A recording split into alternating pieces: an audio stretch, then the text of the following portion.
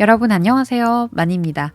이번에 휴이온에서 신제품인 KD200 판타블렛을 무상으로 제공해 주셔서 사용해 보게 되었습니다. 제가 한 4월 말에 받아서 3주 정도 사용을 해봤는데요. 오늘 영상에서는 언박싱을 하고 제품의 구성을 본 다음에 이 타블렛을 활용해서 그린 스피드 페인팅 과정을 보여드리면서 제가 3주 정도 사용하면서 느낀 장단점을 말씀드려 볼게요.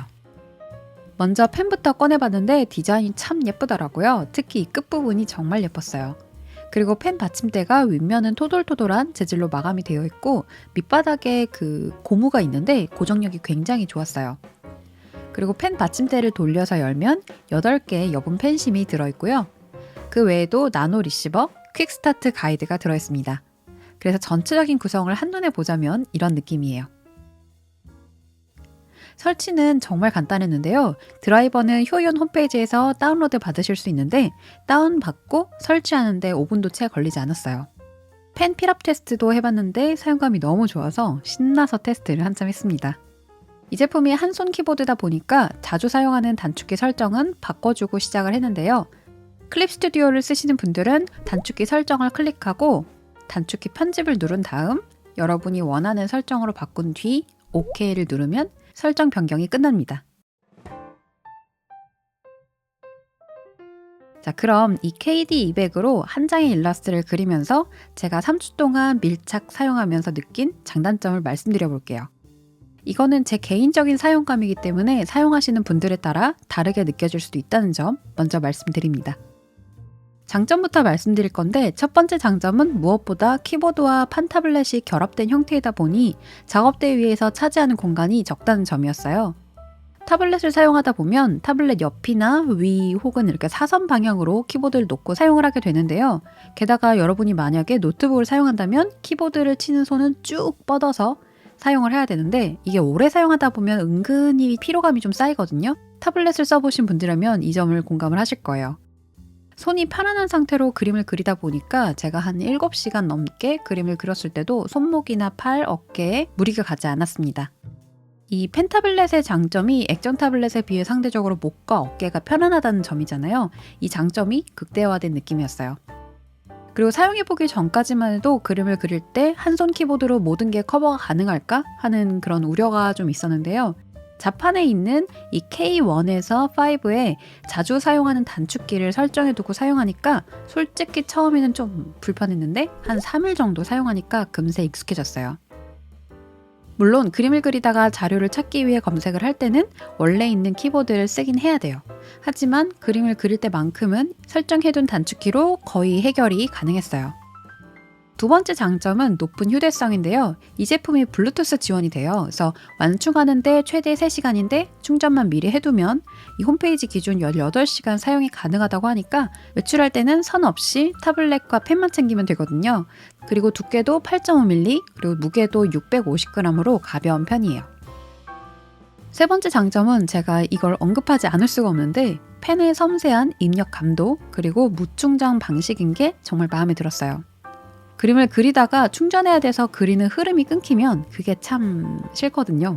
그리고 펜이 예쁜 것도 개인적으로 너무 좋았습니다. 예쁜 건 보는 것만으로도 기분이 좋아지잖아요. 그리고 네 번째 마지막 장점은 이 타블렛의 작업 공간이 적당하다는 점인데요. 이거는 여러분의 그림 그리는 취향과 환경에 따라 달라질 것 같은데 이 제품의 작업 공간이 가로 22.6cm 그리고 세로는 14.28cm 정도로 저는 딱 좋았습니다.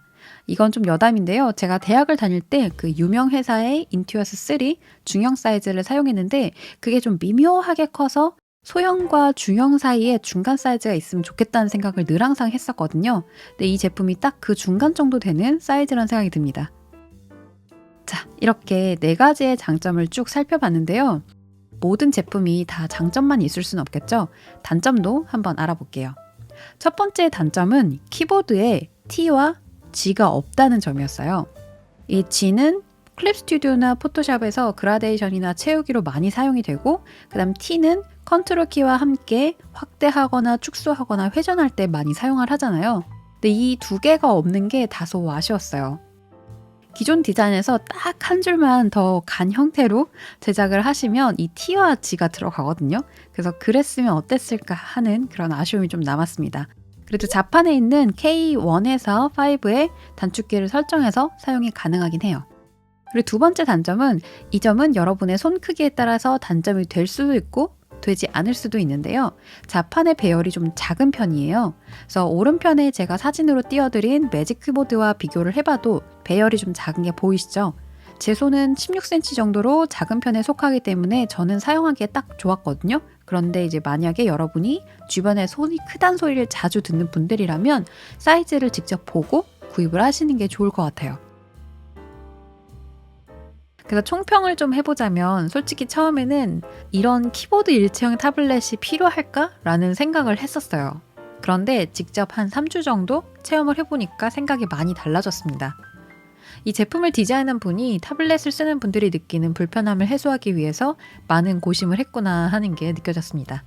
그리고 높은 피락감도 그리고 휴대하기 적당한 사이즈로 기존 판 타블렛에서 크기나 키보드에 좀 불편함을 느꼈던 분들께 좋은 선택지가 될 것 같아요. 휴이온의 KD200 타블렛 제품 사용기는 여기까지고요. 제가 구독자분들 덕분에 이렇게 새롭고 재밌는 제품도 체험해보고 이렇게 사용기를 들려드릴 수 있게 돼서 참 좋았습니다. 늘 시청해주시고 댓글 남겨주시는 분들 감사드립니다. 영상이 마음에 드셨다면 구독과 좋아요, 알람 설정 눌러주시고요. 우린 또 다음 주 영상에서 만날게요. 안녕.